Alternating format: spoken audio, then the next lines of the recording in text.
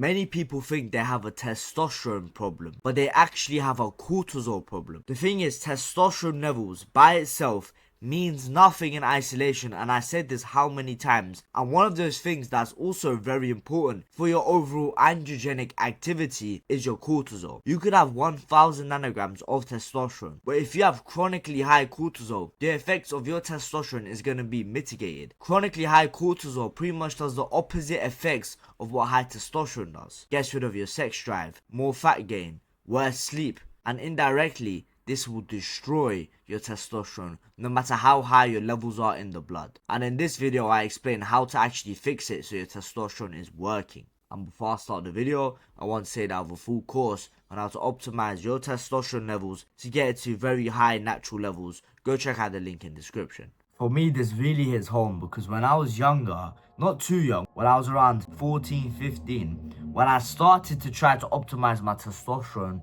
and I was researching on it and I was doing all the correct things they said. I was going outside, I was getting sunlight, I was eating very clean, I was eating a lot of fatty foods, I was going to the gym, I was doing compound movements. But for some reason, my symptoms were average to low testosterone. And I was so confused because I'm doing everything, right? And I'm not gonna lie to you guys, for a very short period of my life, I thought I had inferior genetics to other people because I would see other people my age who have better symptoms than I do and they don't even know testosterone as a hormone. So it really pissed me off. So when I found out about cortisol, I was like, this makes perfect sense. It was like putting the last piece of a massive ass puzzle that I just couldn't seem to figure out. Now, to not explain it like any other testosterone channel would, cortisol is actually not the enemy here. Because cortisol is actually very good for us acutely. So people say cortisol is the opposite of testosterone. That is actually not true. Estrogen is also not the opposite of testosterone. The opposite of testosterone, the closest thing to the opposite, is prolactin. And prolactin is the hormone that makes you calm down. And that's a whole nother topic that we need to talk about. Cortisol only negates the benefits of testosterone when it's chronically high. The thing is, we don't want cortisol low. We actually want it in a normal amount. In order for you to wake up in the morning, you need cortisol. Cortisol is the stress and survival hormone. Without cortisol, we wouldn't have any desire to live. So cortisol is needed for even motivation as well. It's not like people nowadays have too low cortisol. In this generation, nowadays, not back then, a high cortisol problem. And there are many reasons why. So just a disclaimer before I start the video, cortisol is not the enemy here. You just want it to get it to normal levels. You don't want it too low and you don't want it too high. But if you're watching this, it's most likely too high. Now that we're done with the all sciencey shit, I'm going to tell you guys what's increasing your testosterone chronically, not acutely. Like for example, if you go to the gym, lift weights, or you do martial arts training, you're going to have a shit ton of cortisol in the moment. No shit, right? It's the stress survival hormone. It's very useful. But the problem is when you're going to sleep or when you're relaxing and you have high cortisol. Now, number one is not sleeping enough. This is probably the most common thing I see. And this is the reason why I had high cortisol when I was trying to boost my testosterone. I'll be in bed for 8 hours thinking that's amazing. And I'll be asleep for around 6.5, 7, while also having bad quality sleep for my nasal congestion issues.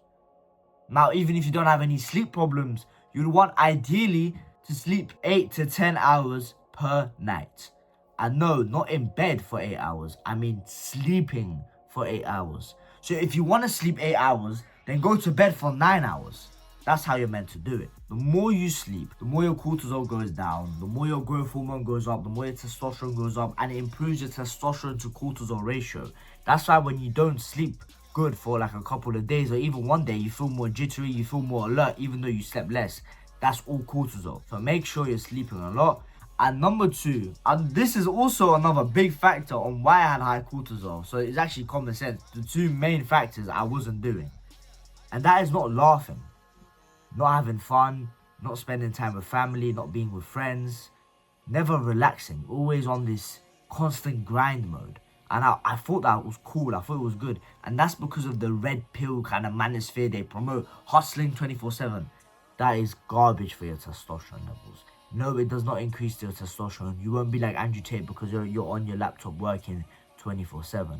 It will actually do the complete opposite. That's why I like doing deep work, because you do a specific amount of work which is very important for your business for the first maybe couple of hours for your day, and that's it. And it's not just about business here. Even being stimulated, mentally stimulated, being on your phone. Just put the phone down, spend some time with your family, go outside with your friends, have fun. Don't check your phone every 2 seconds, and just enjoy life.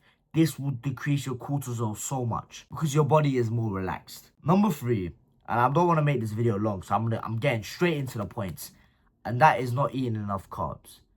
Now, before you probably went on self-improvement, you were eating more carbs than you should, because a lot of you guys will eat a lot of bread, will eat a lot of pasta, will eat a lot of rice, will eat a lot of sugar and sweets, which has carbs in it. It's mainly carbs. But you guys won't eat enough protein, and then everyone will say, eat more chicken, eat more red meat. But now, especially if you're someone like me, when you go on self-improvement or you want to boost your testosterone to elite levels, you're thinking, I need to eat more meat. So you cut down on the carbs a lot. But what you're forgetting is carbs are super important for maintaining a high androgen balance. And the reason is actually quite simple. Carbs decrease your cortisol the most. Not fats, not protein.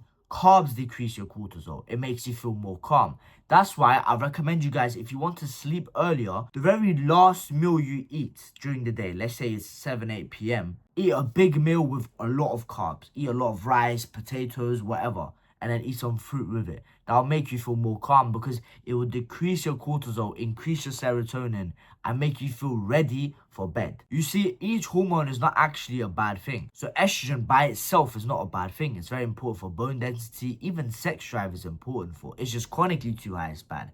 Same as cortisol. Even same as prolactin. You want high prolactin during the nighttime so you can sleep. If you have low prolactin, low serotonin, and high testosterone 24/7, guess what? It's only gonna last for 1 or 2 fucking days because you won't be able to sleep properly, your sleep will be ruined, you have low testosterone. It's all about homeostasis. You want high testosterone when you need the high testosterone, and you want the low testosterone when you need the low testosterone. So people might say, oh look, don't eat carbs, they make your prolactin go up. No shit, they make your prolactin go up. Prolactin is there for a reason. It's to make you calm down and sleep, which will indirectly help your testosterone. Now, before I end the video, I want to remind you, I have a full course on how to optimize all of this shit. Your androgen status, there's also a workout plan in there. Go check out the link in the description. And no pressure, you don't have to. You can just watch my other 3 videos I have on how to optimize this kind of stuff. That's been Team TMS, Testosterone Muscle Strength. Bye.